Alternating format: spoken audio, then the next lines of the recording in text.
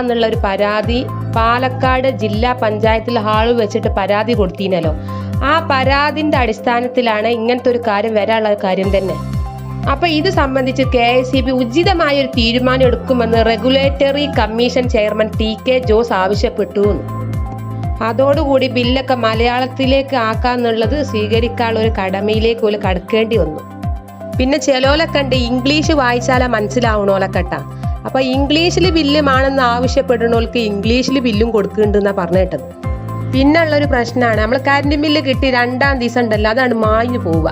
അല്ലാത്തൊരു അടങ്ങാറ് തന്നെ. എത്ര പൈസ ആണ്, എത്രയാണ് അതിന്റെ കൺസ്യൂമർ നമ്പറും കാര്യങ്ങളും ഒന്നും അറിയണമെങ്കിൽ നമുക്ക് ഈ ബില്ല് ക്ലിയർ ആയിട്ട് വേണമല്ലോ.